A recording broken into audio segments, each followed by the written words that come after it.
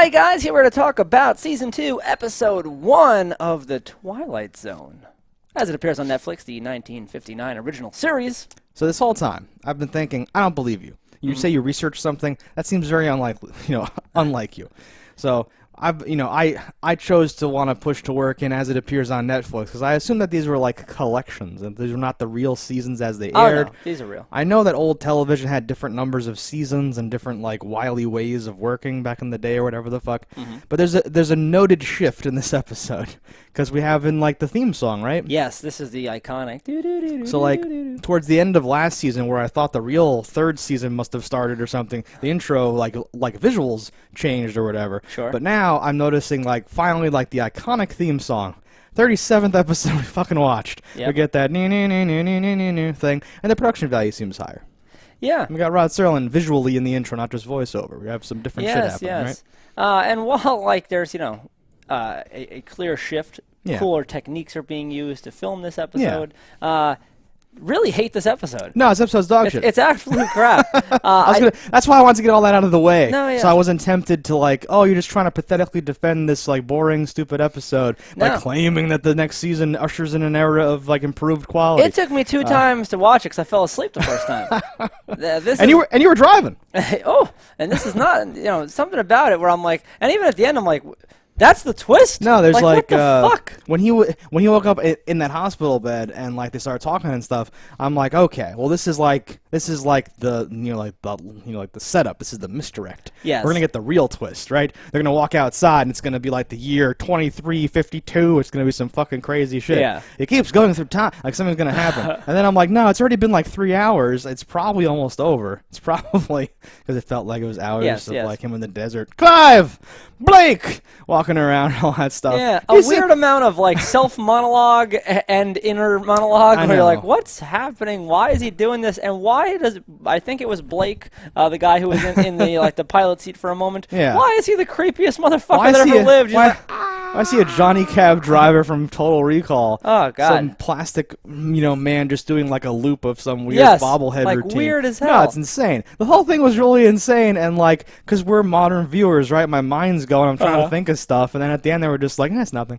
Don't worry about it. No. Oh, that's sand! He's pouring it for like an hour in his shoe. So there's sand in his shoe, which must mean what? Because you picked him up because he passed out. Did he teleport? Were his shoes somewhere else, and then his teleportation put sand in them? What the hell is going on here? He wasn't wearing all that stuff. He wasn't wearing his like army captain uniform, like walking down the street. Yeah. He was wearing like their dumb thing doesn't even make sense. I was actually like, well, that was a waste of my time. Fuck. I was very upset. It by was this. so dry. And not just because it was a desert, it was just boring. It didn't lead anywhere. The only thing that I thought was even cool about the episode was like to see a little bit of a peek into that plane. I was like, oh, that's kind of cool. How there's this weird little shelf they can crawl through to get to other compartments. But then there's like straight up like tunnels that just lead out of the ship. And I'm like, did those have doors on them when it was flying? Was just cold air flooding in? How did that work? I think is that how you parachuted out if you were falling? I think that some of those planes,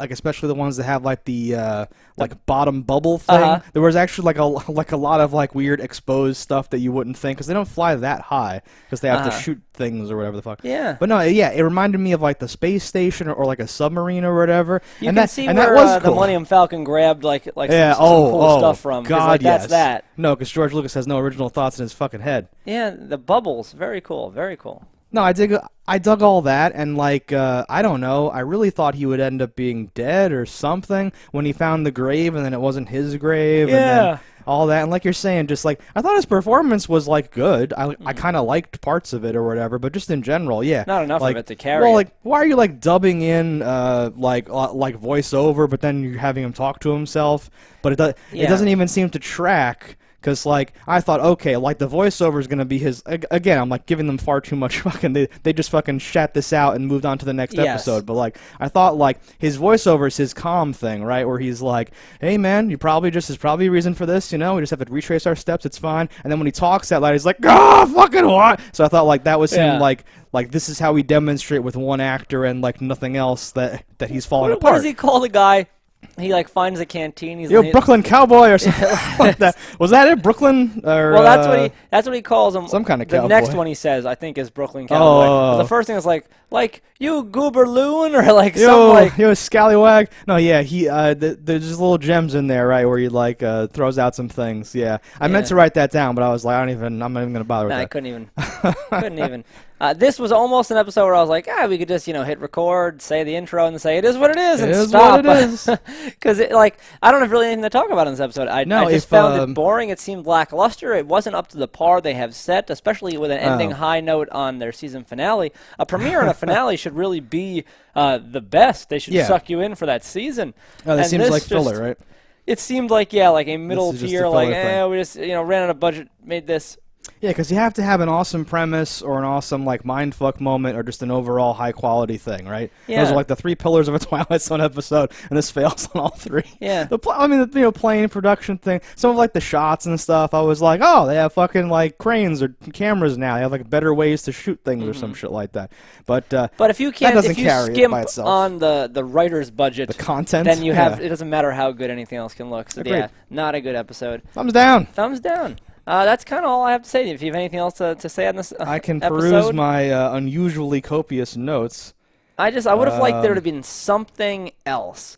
Even if it would have been something dumb, it's years in the future, and he's there, and he's actually a crazy person, and the wreckage of the ship is still there, and he just goes out he's been at the wreckage for the last 17 years, or some stupid thing like that. I don't know. No, anything. and I really thought it was gonna be because there's certain science fiction stuff from that time that kind of plays with stuff that doesn't make sense when you think about it. Where the whole crew's been looking for him the whole time, or something weird, something interesting, where what happened or whatever the fuck, and then the whole oh god, there's jets up there. That's weird. Wait, how do I know what a jet is?